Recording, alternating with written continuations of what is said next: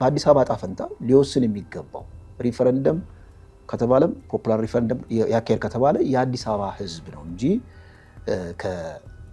ከክፍለ ሀገር የመጡ የፖለቲካ ኤሊቶች በአዲስ አበባ ዕጣ ፈንታ ላይ የሁሉ መሻኮታቸው ትንሽ ተሳልቆ ነው የሚሆነው። የብሔር ፌዴራሊዝሙን በማፍረስ ፋንታ አዲስ አበባን ማዕከሉ ያደረገ ትልቅ ኦሮሚያ ክልል ለመፍጠር የሁሉ ሽኩቻ ውስጥ መግባታችን እንግዲህ ችግሮቻችን የፖለቲካ ችግሮቻችን ህመማችንን በትክክል እንዳልተረዳ ነው ማሳያ ነው ማለት ነው። ጀዋር የፖለቲካ ሞቷል።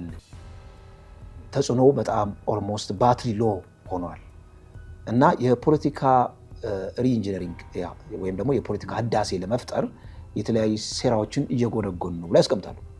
የዓለም አቀፉ ማህበረሰብ ሱዳን ውስጥ ያለው የፖለቲካ ሁነት በሌላ መንገድ እየተረዳው እንደሆነም እንመለከታለን። በእርግጥ እዛ አካባቢ ይህ ውሳኔ የሚወሰን ከሆነ ቀጥታ ዶሚኖ ኢፌክት አለው ኢትዮጵያ ላይ።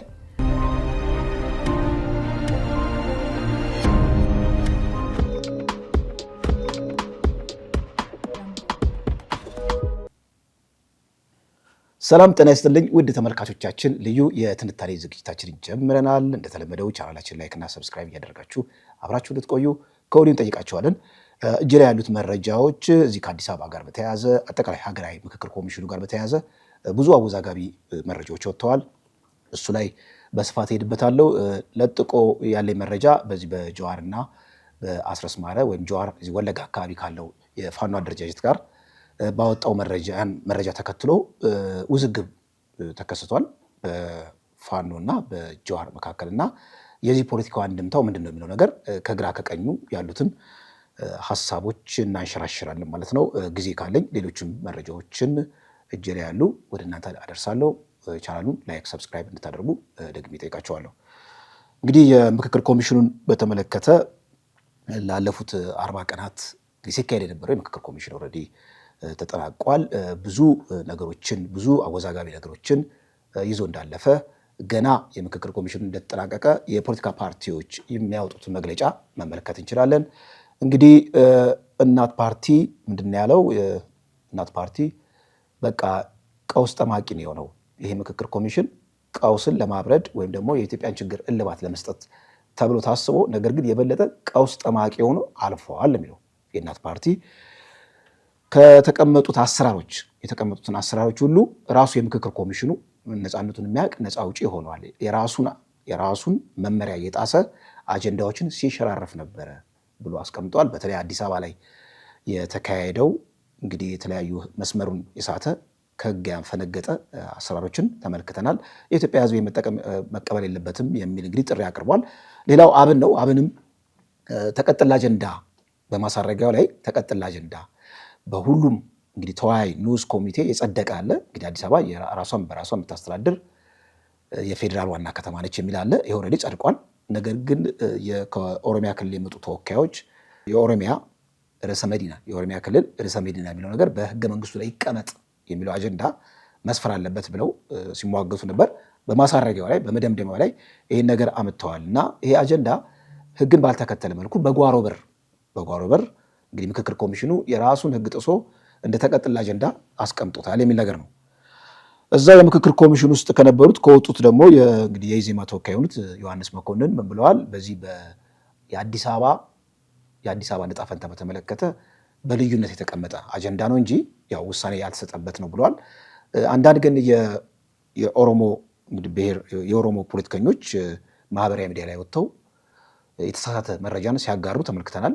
አዲስ አበባ የኦሮሚያ ክልል ርዕሰ መዲና ሆነች፣ መቀመጫዋ በህገ መንግስት እንዲሰፍር ኦልሬዲ ተረጋገጠ የሚል አጀንዳ ሲንሸራሸር ተመልክተናል። ነገር ግን ከዮሐንስ መኮንን ጽሁፍ ስንመለከት እንዲሁም ደግሞ ዋዜማን በስፋት ያወጣዋል እነዚህ የክልል ፕሬዚዳንቶችን ያካተተ መጨረሻ ላይ የውዝግቡን ልባት እንዲሰጥ እንግዲህ የሽማግሌዎች ቡድን ነበረ። ያ ቡድን ሁለቱን አማራጮች የክልል ርዕሰ መዲና በህገ መንግስት ይቀመጥ ወይም ደግሞ በግልጽ የኦሮሚያ ክልል ርዕሰ መዲና እንደሆነች በህገ መንግስት ይቀመጥ የሚሉ እነዚህን አጀንዳዎች እንዲመርጥ ከሁለቱ አጀንዳዎች እንዲመርጥ እንግዲህ እንደ ምክረ ሀሳብ ከዚህ ከምክክር ኮሚሽኑ ትእዛዝ ተሰጥቶት ነበረ።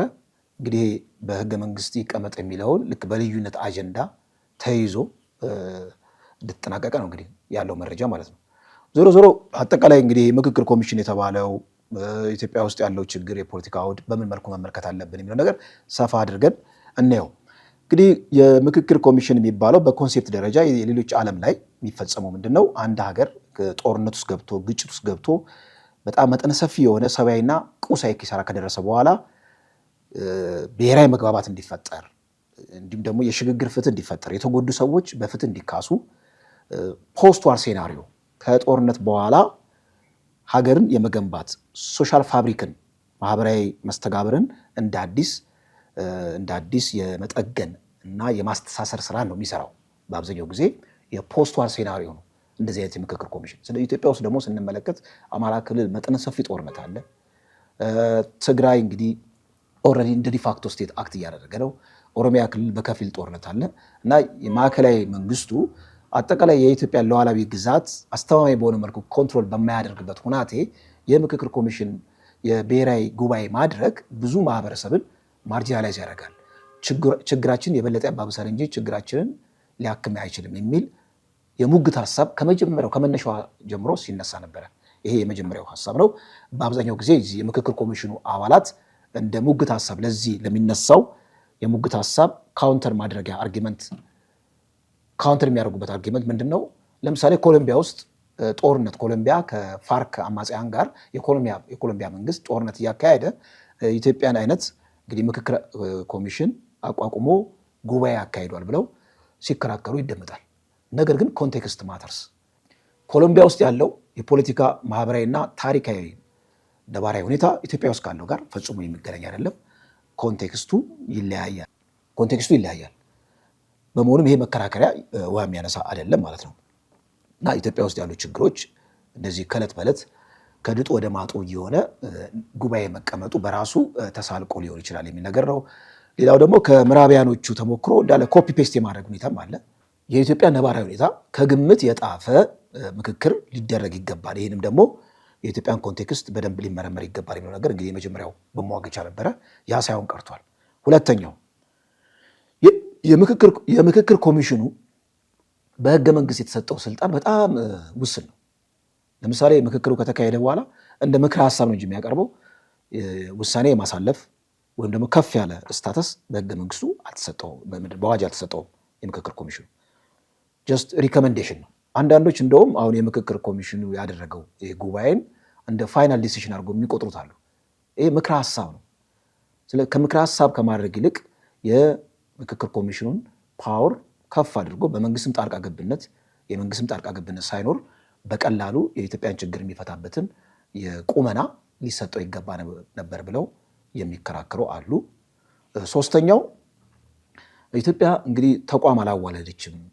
ከህወሓት ኢህአዴግ ወደ ብልጽግና መራሹ መንግስት በምንሸጋገርበት ጊዜ ተቋም አላዋለድንም ማለት የተቋማዊ ነፃነት ገና አልተገነባም።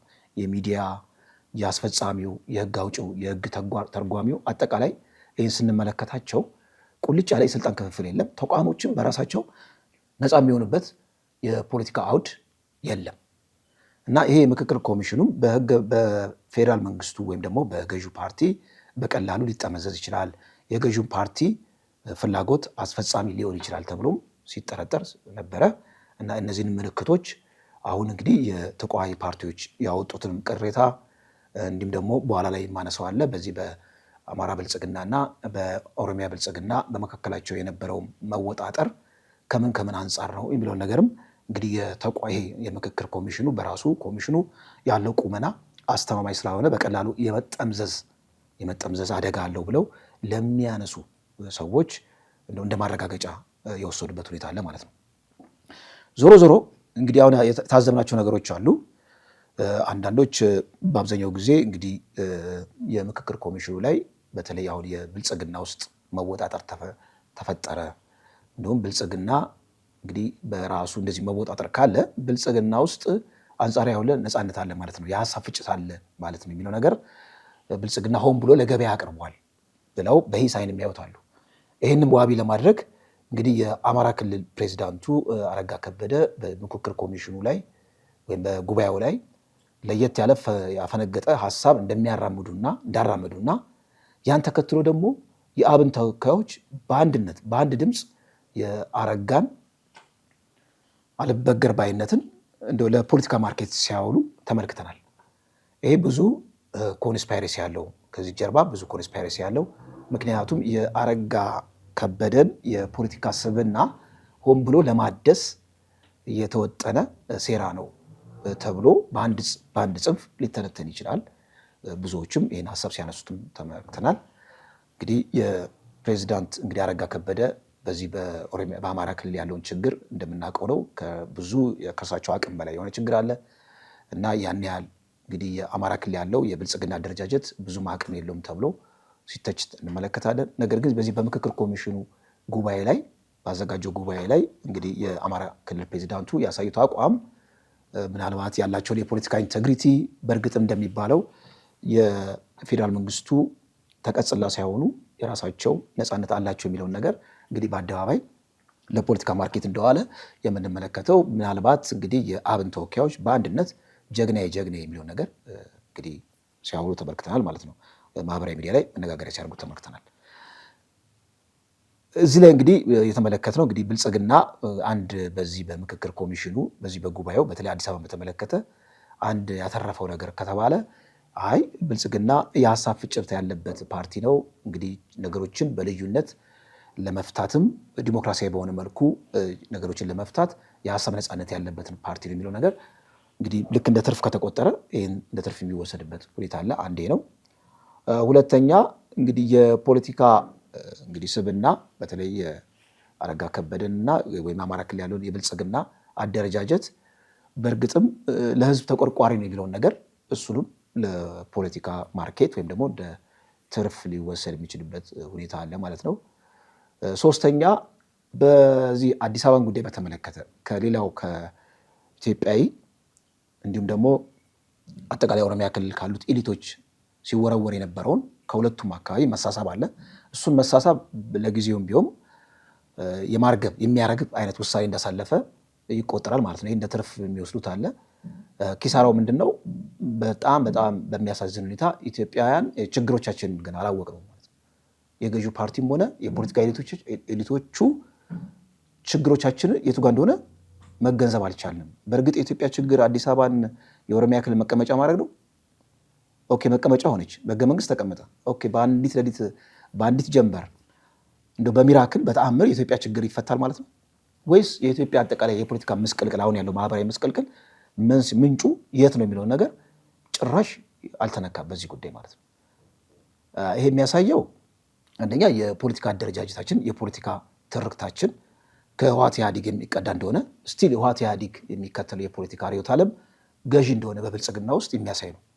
የብሔር ፌዴራሊዝሙን በማፍረስ ፋንታ ትልቅ የኦሮሚያ ክልል ለመፍጠር አዲስ አበባን ማዕከሉ ያደረገ ትልቅ የኦሮሚያ ክልል ለመፍጠር ይሁሉ ሽኩቻ ውስጥ መግባታችን እንግዲህ ችግሮቻችን የፖለቲካ ችግሮቻችን ህመማችንን በትክክል እንዳልተረዳ ነው ማሳያ ነው ማለት ነው። እና ኪሳራው ምንድነው?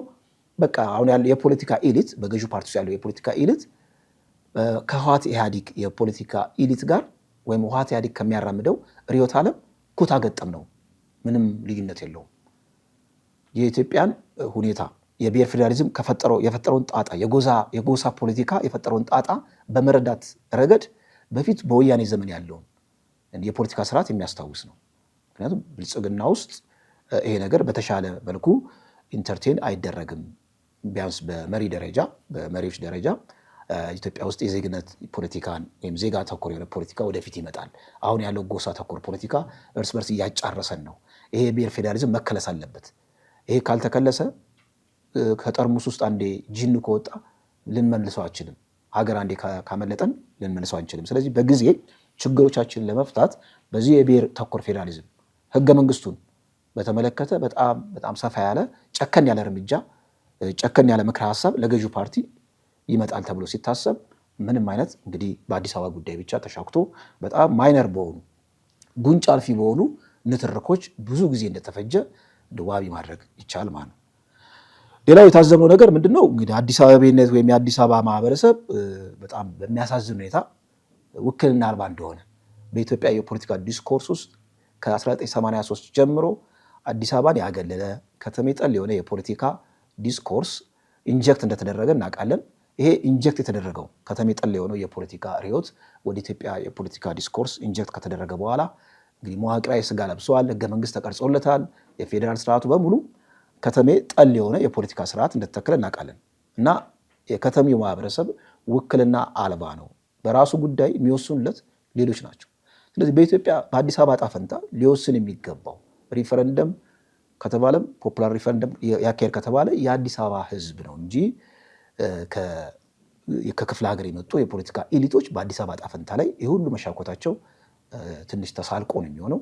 በኢትዮጵያ የፖለቲካ ስርዓት ተስፋ እንድንቆርጥ የሚያደርገን ነው ማለት ነው። ስቲል አዲስ አበባ አሁንም ብዙ ድርብርብ ሸክም እንዳለበት የሚያሳይ ነው ማለት ነው።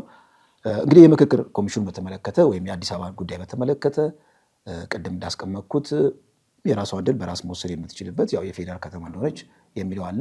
እሱ በንዑስ ኮሚቴ ጸደቀ አለ። ከዛ እንደተቀጥላ ሆኖ ደግሞ የገባ ተቀጥላ አጀንዳ አብንም እንዳለው የኦሮሚያ ክልል መቀመጫ እንደሆነች በህገ መንግስት ይቀመጥ የሚለው በልዩነት የገባ ነው። እንግዲህ አሁን እዚህ ጋር ማሳረጊያው ምንድነው? ምክረ ሀሳብ ነው። እንግዲህ ምክረ ሀሳቡ መጨረሻ ላይ መጽደቅ አለበት፣ በህገ መንግስት መካተት አለበት እና የኢትዮጵያን የህገ መንግስት ደግሞ ገብታችሁ ስትመለከቱ ትንሽ በጣም ግራም ያጋባ ነገር አለ። ውስብስብ ነው ህገ መንግስትን። በነገራችን ላይ የህገ መንግስት አንቀጽን ማሻሻል ይሄ የራስ ዕድል በራስ መወሰን የሚለውን ምዕራፍ 3ን ጨምሮ ማለት ነው በሚስተካከልበት ጊዜ በጣም ውስብስብ የሆኑ ፕሮሲጀሮች አሉ። ቬቶ ፓወር አላቸው ክልሎች፣ ሁሉም ክልሎች።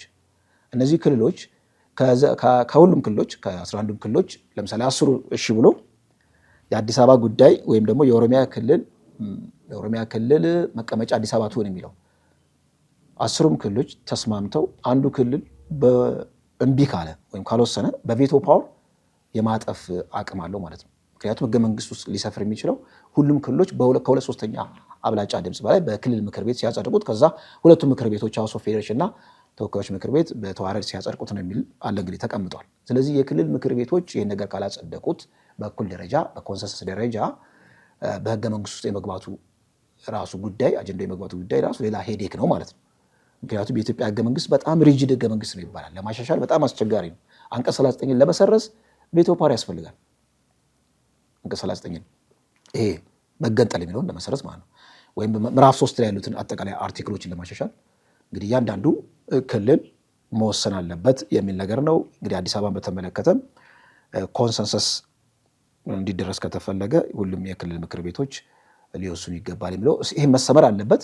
እንግዲህ በምን አይነት መንገድ ጉዳዩ እንደሚወሰን ወደፊት የምንመለከተው ነው። ወደሚቀጥለው አጀንዳ ከማለፌ በፊት ቻናሉ ላይክ እና ሰብስክራይብ እያደረጋችሁ እንድትቆዩን ከወዲሁ የጠየኳችሁ ከአፍታ ቆይታ በኋላ እመለሳለሁ።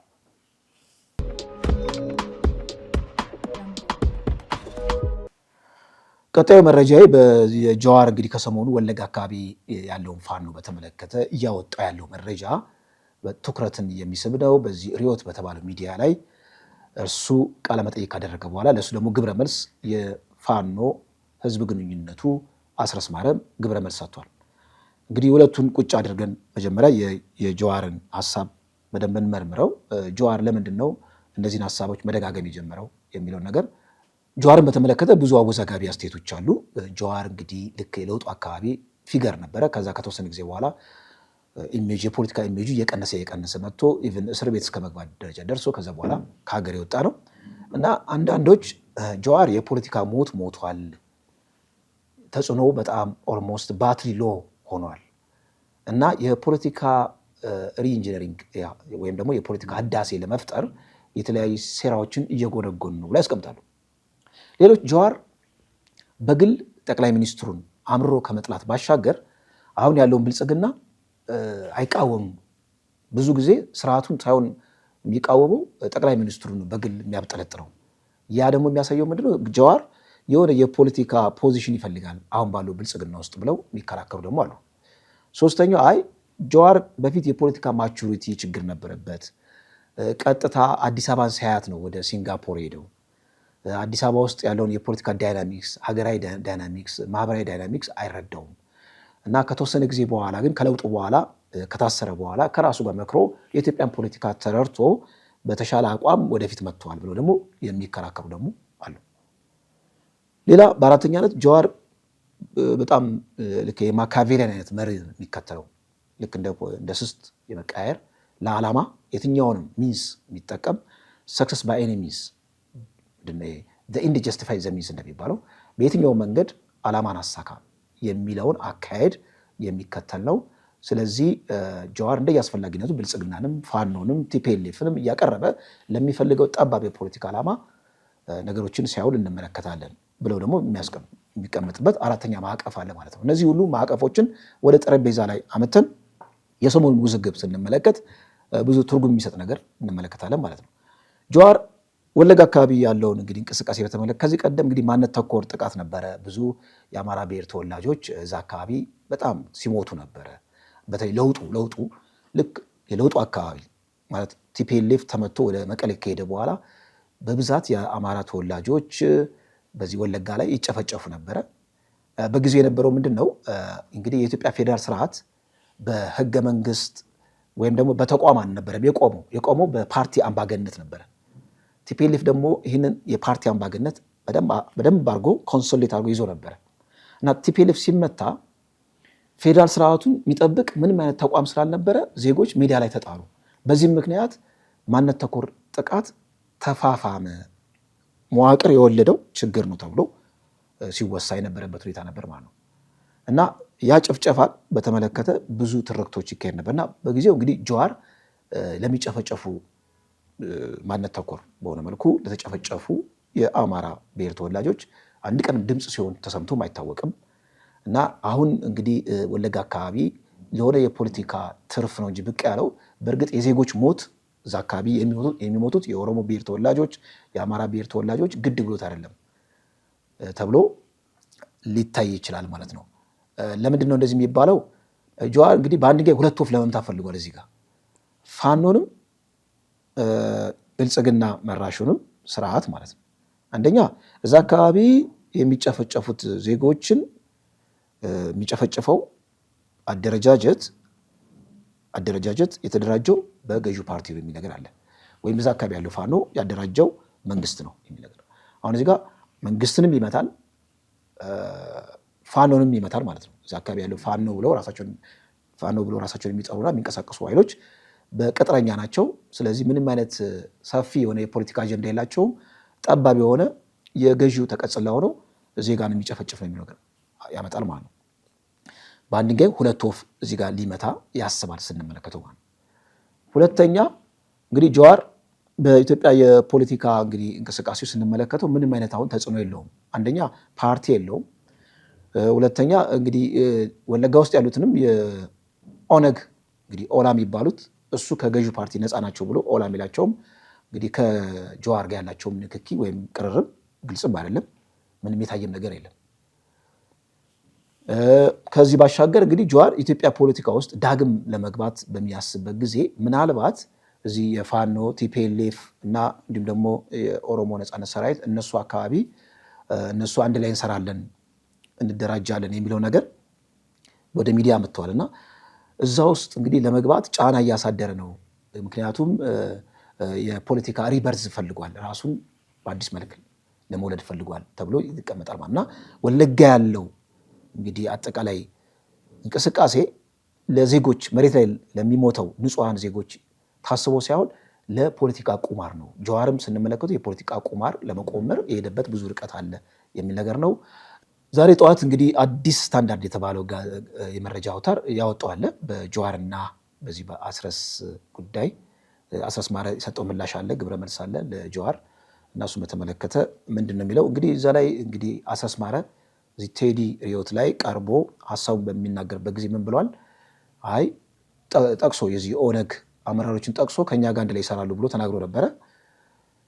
ይሄን ከተናገረ በኋላ ወዲያው ጀዋር እንግዲህ ፌስቡክ ላይ በጣም ሼር እያደረገ እየለጠፈ ነበረ። እንዲሁም አዲስ ስታንዳርድ የተባለው የመረጃ አውታር እንደው መንግስት ቢሮን አሽጎበት ያገደው ነው። ብዙ ጊዜ አዲስ ስታንዳርድ አፍቃሪ ቲፒኤልኤፍ የሆነ ሚዲያ ነው ይባላል እና አዲስ ስታንዳርድ ላይ ምንድን ነው የተዘገበው? ስማቸውን ለመጥቀስ ያልፈልጉ የኦሮሞ ነፃነት ሰራዊት አመራር እኛ ከፋኖ ጋር እየሰራ አይደለም ብለዋል የሚል ነገር አወጣ አዲስ ስታንዳርድ። ይህን ቶሎ ማንሼር ያደረገው ጀዋር ማለት ነው። እንግዲህ እኚህ ስማቸውን መጥቀስ ያልፈለጉ ለምንድነው ስማቸውን መጥቀስ ማይጠቅሱት? ስማቸውን መጥቀስ አለመፈለጋቸው ሌላ ፖለቲካ ኮንስፓይረሲ እንዳለ ወይም ደግሞ ኩክድ የተደረገ ዜና እንደሆነ ያስታውቃል ማለት ነው። አለበለዚያ ስማቸውን ቢጠቅሱ እኮ በእርግጥ አስረስ ማረ አይ እኛ ከመንግስት ጋር አንድ ላይ አይደለም ወይ መንግስት ያደራጀው ፋኖ አይደለም በራሳችን ነው የምንንቀሳቀሰው የሚለውን ነገር ዲባንክ ለማድረግ ስማቸውን ጠቅሶ እዛ አካባቢ እንግዲህ ከመንግስት ውጭ ያለ የኦነግ አደረጃጀት ወይም ደግሞ የሚታወቅ ኦነግ አደረጃጀት እኛ ፋኖን አናውቀውም ፋኖ ጋር እንደውም ጠበኛ ነን እንዋጋለን ብሎ የገለጸውን ነገር ማምጣት ይቻላል ማለት ነው። እና በፍጥነት እንግዲህ በ12 ሰዓት ባልሞላ ወይም 24 ሰዓት ባልሞላ ጊዜ ውስጥ ከቴዲ ሪዮት ጋር ቃለ መጠይቅ ከተደረገ በኋላ በፍጥነት ማለት ነው ጀዋር ይህንን ሼር አድርጓል ማለት ነው። እና ጀዋር ምን እየፈለገ እንደሆነ ምናልባት የፖለቲካ እንግዲህ ቁማር ኢትዮጵያ ውስጥ ብዙ ነገር መመልከት ይቻላል። እንግዲህ ጀዋር የሚፈልገው የፖለቲካ ስሌት ምንድን ነው? ገዢው ፓርቲ ውስጥ ቦታ ይፈልጋል። ያ ደግሞ ጠቅላይ ሚኒስትሩን በግል አምሮ ይጠላቸዋል። ይህን ደግሞ ስንመለከት እሳቸውን ዲመናይዝ በማድረግ ላይ የተመሰረተ የፖለቲካ ትርክት ነው የጀዋር። እንዲሁም ብልጽግና አለ ዲመናይዝ የሚያደርገው በግል ጠቅላይ ሚኒስትሩ ነው። ስለዚህ ጀዋር ምናልባት እንግዲህ ጠቅላይ ሚኒስትሩ ጀዋር ኦህዴድ ውስጥ ኦሮሚያ ብልጽግና ውስጥ ያሰበውን የፖለቲካ ልዕልና አሳጥተውኛል ብሎ ሊያስብ ሊሆን ይችላል። ወይም ደግሞ ጀዋር የሚያስበውን የፖለቲካ ትርክት ጠቅላይ ሚኒስትሩ በሚገባ ደረጃ እያራመዱ አይደለም ብሎ ሊያስብ ይችላል። ብዙ ነገሮችን መላምቶችን መሰንዘር የሚቻልበት ሁናቴ አለ ማለት ነው። እንደ መውጫ አጠር ያለ መረጃ ያስኩት ምንድነው አልቡርሃን ዓለም አቀፍ እንግዲህ ማህበረሰቡ ማዕቀብ ሊጥልባቸው እንደሆነ እየተሰማ ነው። ማዕቀብ የሚጥልብን ከሆነ ግን የእኛን ግስጋሴ ፈጥኖ ደራሹን ከመደምሰስ ወደ ኋላ እንደማንል ያንን ዘመቻም ደግሞ እንደማይስተጓጎል እንግዲህ ቃል ገብተዋል። ይህም እንደሚያሳየው እንግዲህ ዓለም አቀፍ ኮሚኒቲው አልቡርሃን ላይ ማዕቀብ የሚጥል ከሆነ አልቡርሃን አልፈለጋቸውም ማለት ነው። ምክንያቱም ከአልቡርሃን ጀርባ ብዙ ጦሰኛ የሆኑ የፖለቲካ ኃይሎች አሉ። ኤርትራ አለች፣ ከዚህም ባሻገር ኢራን አለች። ስለዚህ ኢራንንም እንዲሁም ደግሞ ኤርትራንም ቲፒኤልኤፍንም ከዚህ ከአልቡርሃን ጋር በተያያዘ የሚያካሄዱት የፖለቲካ እርምጃ ከዛው ከአርኤስኤፍ ያልተነጣጠለ ነው። አርኤስኤፍም ከበስተጀርባው ያለችው የተባበሩት አረብ ኤምሬት እሷም የምታካሄድ የፖለቲካ ቁማር አለ። ስለዚህ ጦርነቱን ለመገደብ ሱዳን ውስጥ ያለውን ጦርነት ለመገደብ የሁለቱን ኃይሎች አቅም ለመሸበብ ማዕቀብ ያስፈልጋል የሚል እንግዲህ ውሳኔ ማዕቀብ ይመጣል ውሳኔ ሊያስተላልፉ እንደሆነ ሱዳን ትሪቡን አወጥቷል። በእርግጥ ማዕቀብ የሚጣል ከሆነ የዓለም አቀፉ ማህበረሰብ ሱዳን ውስጥ ያለውን የፖለቲካ ሁነት በሌላ መንገድ እየተረዳው እንደሆነም እንመለከታለን። በእርግጥ እዛ አካባቢ ይህ ውሳኔ የሚወሰን ከሆነ ቀጥታ ዶሚኖ ኢፌክት አለው ኢትዮጵያ ላይ። ምክንያቱም የአልቡርሃንና የአርኤስኤፍ እርግጫ ለሳሩን እንደሚባለው ለእኛ ይተርፋል። አርኤስኤፍ አድቫንስ ባረገ ቁጥር ብዙ ጊዜ የዚህ የአልቡርሃንና የአርሚ ሰባ ጦር ያለው አቅም ይመናመናል። እንግዲህ አልቡርሃንና ደግሞ አርሚ ሰባ አቅማቸው ሲመናመን ወደ ኢትዮጵያ ድንበር ዘልቀው የሚያደርሱትን ጥቃት ይቀንሳሉ። እንዲሁም ደግሞ ግብፅና ሌሎች ኃይሎች ኤርትራም ጭምር ባለፈው ሞሳድ ያወጣው አለ። ኤርትራ የሱዳንን ጦርነት ልክ እንደ መልካም እንደ ሲሳይ እየተጠቀመችበት ነው ብሏል ሞሳድ። ይሄ ሲሳይ ደግሞ እርምጃ ሊወሰድ ይገባል ብሎ ሞሳድ ደምድሟል። በሞሳድ ድምዳሜ መሰረት እንግዲህ የነ ኢሳያስንም እጅ ለመቁረጥ ሌሎችንም ኃይሎች ለመቁረጥ የነሱን ሳተላይት የሆነውን ኃይል አልቡርሃን ላይ ማዕቀብ ለመጣል የዓለም አቀፍ ማህበረሰቡ መወሰኑ ብዙ የፖለቲካ አንድምታ እንዳለው ለመረዳት አያዳግተንም ማለት ነው። ካለን ሰዓት አንጻር የዛሬውን ፕሮግራም በዚሁ ቋጭተናል። በሚቀጥለው እስከምንገናኝ ድረስ ቸር ቆዩ።